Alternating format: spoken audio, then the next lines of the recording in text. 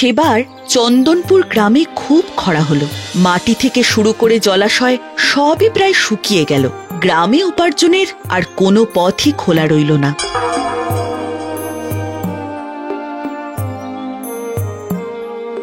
চললাম বাবা, সাবধানে থেকো। আর কোনো চিন্তা করো না, প্রত্যেক মাসে টাকা আমি ঠিক পাঠিয়ে দেবো। রোজ মনে করে ফোন করিস খোকা। গ্রামের ছেলেরা উপার্জনের আশায় একে একে গ্রাম ছেড়ে শহরে যেতে শুরু করলো। চন্দনপুরে পড়ে রইল শুধু বৃদ্ধ বাবারা। সবকিছু শুকিয়ে গেলেও শুকালো না শুধু গ্রামের বৃদ্ধ বাবাদের চোখের জল।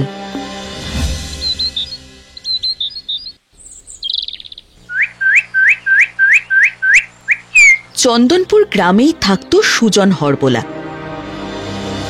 পশু পাখির ডাক নকল করে খেলা দেখিয়ে এতদিন তার পেট চলত। গ্রামের এই খারাপ সময়ে সেও তার পেশা ছাড়তে বাধ্য হল। গ্রামে আর মানুষ কোথায় যে হরবোলা খেলা দেখিয়ে দুটো পয়সা উপার্জন করব? কিন্তু বাকিদের মতন আমি এই গ্রাম ছেড়ে শহরে যাব না, এই গ্রামে থেকেই যা হোক উপার্জন করব।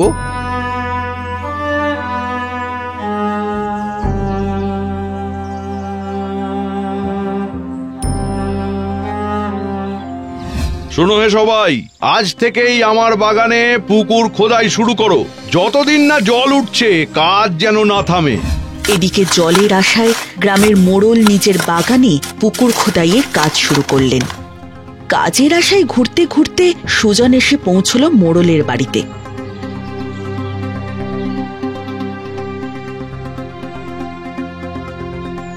মোড়ল মশাই, আমিও মাটি কাটার কাজ করতে চাই।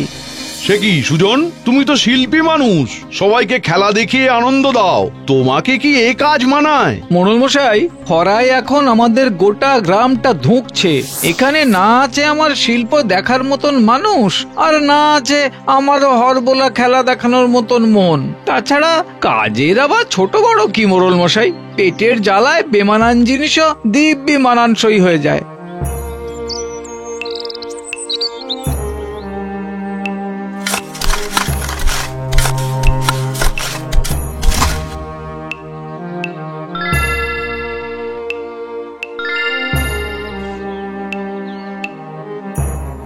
এভাবেই দেখতে দেখতে কেটে যায় আরো একটা মাস।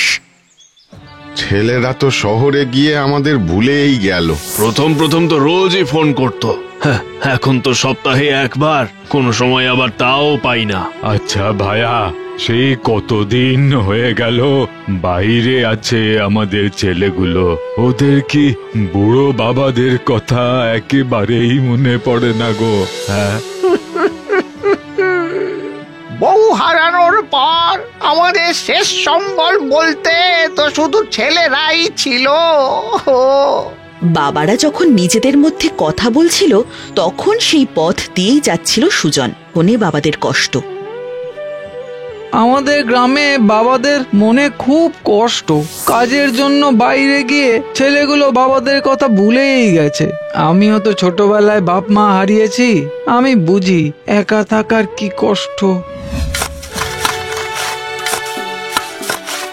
ওদের কি বুড়ো বাবাদের কথা একদম মনে পড়ে না?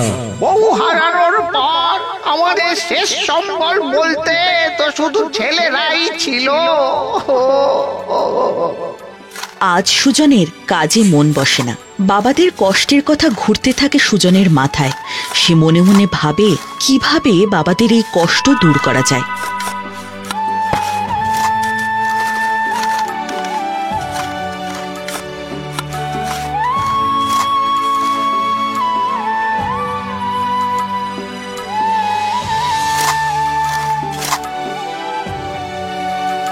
কি ব্যাপার বলতো, সুজন তো কোনোদিন কাজের মাঝে ফোন নিয়ে কোথাও যায় না। কি জানি, হয়তো কোনো দরকারে গেছে।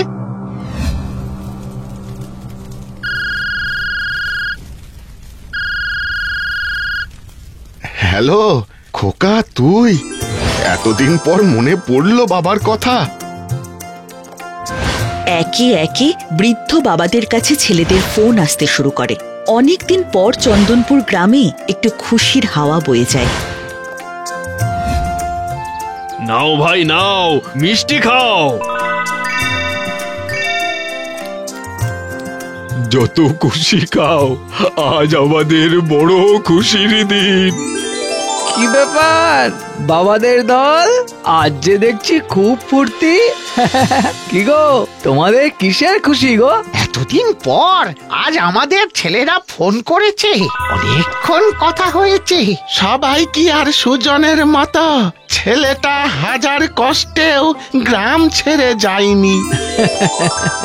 এই গ্রামকে আমি যে বড় ভালোবাসি গো। তবে তোমাদের ছেলেরাও কিন্তু কেউ খারাপ নয় গো, দেখলেই তো কষ্ট পেও না। তুই আরো দুটো মিষ্টি বেশি খা, আজ আমরা সবাই পেট ভরে মিষ্টি খাবো।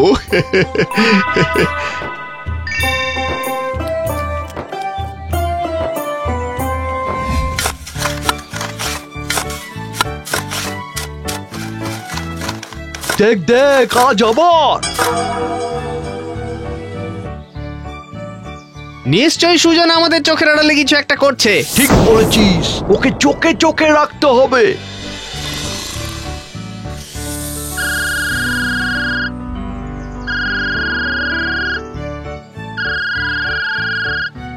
হ্যালো বাবা। খোকা তুই, শরীর ভালো আছে তো? কালই তো কথা হলো, আজ আবার ফোন করলি যে?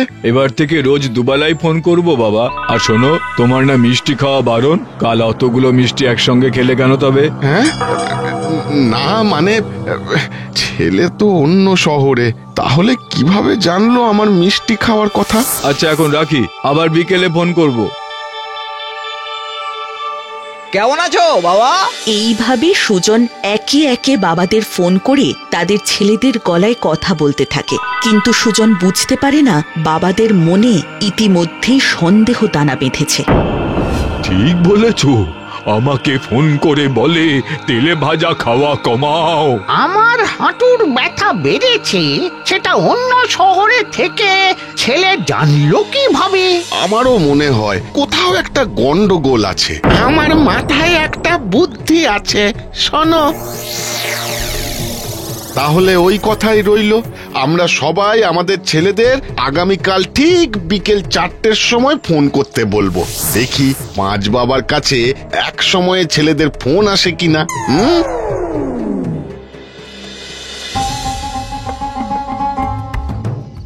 কাল বিকেল 4টে? কি, কাল বিকেল 4টে? বিকেল 4টে, ঠিক আছে, চেষ্টা করে দেখছি। একই সময় পাঁচ বাবাকে ফোন করব কিভাবে? আবার ফোন না করলে তো বাবারা মনে কষ্টও পাবে। কি যে করি।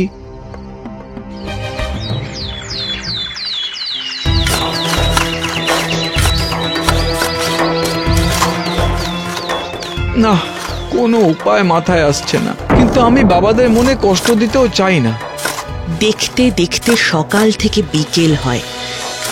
4টে বাজার কিছু আগে সুজন আবার ফোন নিয়ে ঝোপের আড়ালে যায়।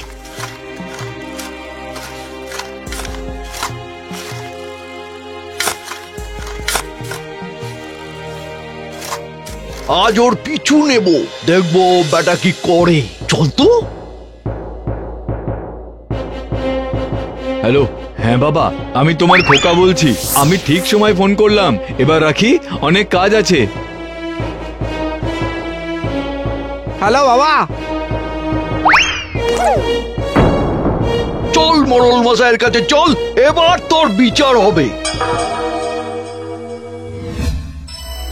এই নিন, পাঁচ বাবার এক ছেলেকে আজ হাতে নাতে ধরেছি। তার মানে এতদিন সুজন আমাদের ছেলেদের গলা নকল করে আমাদের সঙ্গে কথা বলেছে। শুধু কি তাই, আপনাদের আবেগ নিয়ে খেলা করেছে এই সুজন হরবোলা। ওর কঠিন শাস্তি হবে। আজ থেকে সুজন আর এই গ্রামে থাকতে পারবে না, ওকে গ্রাম থেকে বহিষ্কার করা হলো।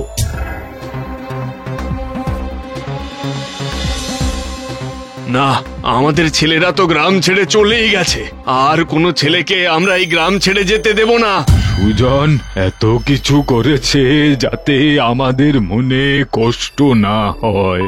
আহা, এমন সুন্দর মনের সমজদার ছেলে আজকাল আর কোথায় দেখা যায়? আসল সন্তান তো সেই যে বাবাদের কষ্ট দূর করে। এই সুজন আমাদের পাঁচ বাবার এক সন্তান, আর ছেলের কষ্ট বাবারা দাঁড়িয়ে দাঁড়িয়ে দেখবে না। আজ থেকে আর ফোনে নয় বাবা, গাছতলায় বসে গল্প করবি, কেমন? আমাদের ছেলেরা কোনো দিন আমাদের সঙ্গে বসে গল্প করেনি, তুই একটু করিস বাবা। করবো গো করবো। আমার চেয়ে ভাগ্যবান ছেলে আর কে আছে বলো? নিজের বাবাকে হারিয়ে একসঙ্গে 5টা বাবা পেলাম।